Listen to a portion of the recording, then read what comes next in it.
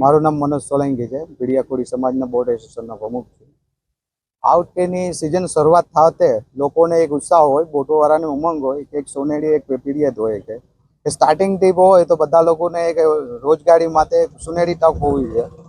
આ વખતે સુનેરી તક ધોવાઈ ગઈ એવું લાગે છે, કેમ કે વરસાદને મોન્સૂનના હિસાબે આ વખતે વાવાઝોડું એવું આવ્યું કે અમે કોરોનાના ટાઈમથી જ અમને ડગમગથી બોટો ચલાવતા હતા.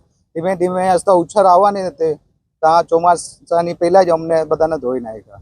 સરકાર એની અંદર ઘણા એવા ફાયદા આપે છે, જેવી રીતના ખેડૂતોને પણ સહાય આપે છે, એવી રીતના બોટોવાળાને પણ એક નવી યોજના, એક નવી સહાય આપે તો બોટોવાળાને ઉછર થઈ શકે. કેમ કે બોટોવાળા હમણાં વેપારી પાસેથી લીધેલા હોય, લોન લીધેલી હોય, એવી બધી પરિસ્થિતિથી કપડ પરિસ્થિતિ બહાર નીકળવાની કોશિશ કરતો હોય, પણ સ્ટાર્ટિંગની પીરિયડ જ એવો સુનેરી બધાનો એક ગોલ હોય કે આ સિઝનની અંદર એક સારી એવી ગ્રોથ મચ્છીનો પણ આવશે તો બધું ભરપાઈ થઈ જશે. પણ એવો બધો નાશ થઈ ગયો છે ને માછીમાર પાયમાલ થઈ ગયો છે. મારું નામ રમેશભાઈ રામજીભાઈ ડાલકી, ભીડિયા ખારવા સમાજ બોટ એસોસિએશનનો પ્રમુખ છું. આ વખતની પરિસ્થિતિ સરકારના નિયમ પ્રમાણે 15 ઓગસ્ટથી જે સિઝન ચાલુ થઈ છે, માછીમાર જેવા બંદરમાં નીકળ્યા એવા બધા પરત પોતાનું નુકસાન કરી ધંધો કરવા વગર બધા પરત બંદરમાં આવી ગયા છે. એમાંથી અમારી સમાજની એક બોટ જે મહારાષ્ટ્રના દરિયામાં ટોટલ લાશ ડૂબી ગઈ છે. એના માણસો બધા હેમકેમ ઘરે પહોંચી ગયા છે.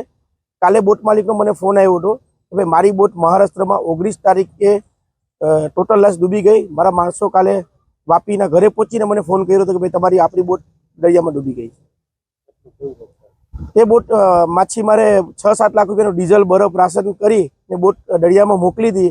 એનો બોટનો એમ કરો અંદાજે 40-45 લાખ રૂપિયાની બોટ થાય, એટલે ટોટલ ખર્ચો 50 થી 55 લાખનો ખર્ચો છે.